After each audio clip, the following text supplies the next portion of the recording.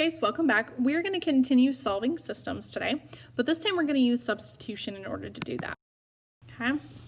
So the reason we don't always want to graph a system of equations is because, one, they might have really spread out points and that's not super helpful. And two, the intersection might be at a decimal. So maybe it's at 0.5 or 0.25, and that would be really hard to see on a graph that wasn't zoomed in very well. Okay. And sometimes we just mess up on the graphing. So we're going to use what we call substitution. So let's just remember, like if I have y equals 4x plus 5, and I tell you that x equals 3, you substitute in for x, you plug in 3, right? So we say y equals 4 times 3 plus 5. So we replaced x with 3 because we know x is equivalent to 3 according to this, okay? So we're going to do the same thing now, but with equations. Now I've written out these steps, and I'm going to talk through them as I solve each problem, okay? So the first step is we need to make sure that one of our systems of equations has a variable by itself. So I can see here that y equals 2x. So I have one variable isolated. So I've got step 1 done. Then we're going to substitute that into the second equation. So instead of writing y, I'm going to write 2x. Okay? And sometimes this is helpful is if you write the variable you're replacing. So I'm replacing y equals x plus 5. Okay, and then I'm saying, okay, well, I know y is really 2x.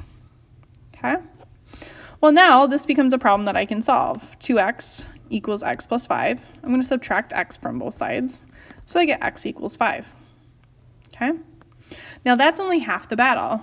Now that I know x, I can figure out what y is. So I'm going to take that and plug it back into one of the two equations. It doesn't matter which one. I'll pick the top one just for giggles. So we have y equals 2x.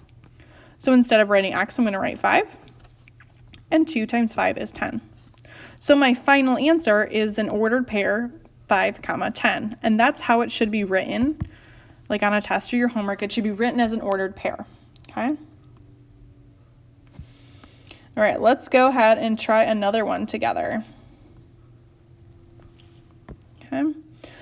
So if I have this, again, my first step is, do I have a variable by itself? And y is by itself here, and y equals x minus 4. So wherever I see y in the other problem, instead I'm going to write x minus 4. So again, what I like to do is I like to write the one that I'm plugging into. So 2x plus y is what I'm replacing equals 5. Okay, and then I'm like, okay, well, y is really x minus 4. Okay, that way if you have any coefficients in front of your variable that you're plugging into, you can remember to distribute, and it just kind of keeps you on an even keel when you're plugging things in. Since there's nothing outside, I can drop those parentheses. Okay, and 2x plus x is 3x minus 4 equals 5. And we're just going to solve like we've been doing for a long time now. So we're going to have 3x equals 9, so x equals 3. Again, we're not done, we're only halfway there. Now that we know x is 3, I'm going to plug it in. Now again, you could choose either the top or bottom equation, but personally I would choose this bottom one because y is already solved for and you just have less work, right? So if we have y equals x minus 4, instead of writing x, I'm going to substitute in 3.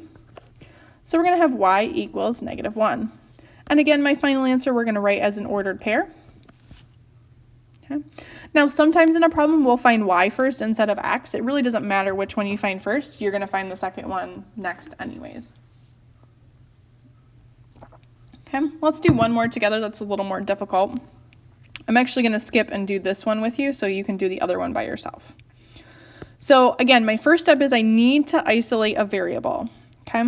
Now, when I'm looking at these, I see that this y has a coefficient, this x has a coefficient, and this y also has a coefficient. But this x does not. Remember, coefficient just means number in front of the variable. So I'm going to solve for that one because it just makes my life easier. If there's lots of them without a coefficient, then pick your favorite one. So I'm going to get x by itself. So I'm going to add 4y to both sides. So I'm going to get x equals 4y plus 11. Okay. So now x is by itself. So instead of writing x, I'm going to write a 4y plus 11. So again, I'm going to write my top equation here. Okay, and instead of writing x, I'm going to write my set of parentheses. Okay, so basically you write the set of parentheses wherever the variable is that you're plugging in for. Now I'm going to go ahead and put my 4y plus 11 here. Now notice this time we had a coefficient in front of the variable, so we're going to have to distribute that negative 5 in. So I'm going to have 4y minus 20y minus 55 equals 9. 4y minus 20y is negative 16y minus 55 equals 9. I'm going to go ahead and grab my calculator here. We're going to go ahead and add 55 to both sides. Okay, so it's going to be negative 16y equals 64. We'll go ahead and divide both sides by negative 16. And we're going to get y equals negative 4. Okay, so this time we got y first, which is totally fine.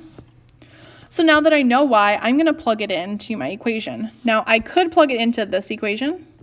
I could plug it into this equation. I could also plug it into the one that I solved for. Okay, and this one's going to be kind of nice because x is already by itself, so I have less work to do. But again, it doesn't matter which one you plug it into, you'll get the same answer every time. But I'm going to use the one that is already solved for x, just to make my life a little bit easier. So I have x equals 4 times negative 4. Whoops, sorry guys, that 4 is just a wee bit wonky. Plus 11. Well, negative 4 times 4 is negative 16 plus 11 is going to give me a nice negative 5. I'm sorry, negative 16, yes, is that 5? I've been having lots of issues today, so negative 5, I was right. Okay, and again, my final answer we're going to write as an ordered pair. Remember, you might not solve for x first, so it's not always your first number that you solve for that goes first in the ordered pair. X always goes first. Okay. All right, now that we've had lots of practice, why don't you go ahead and try this one on your own.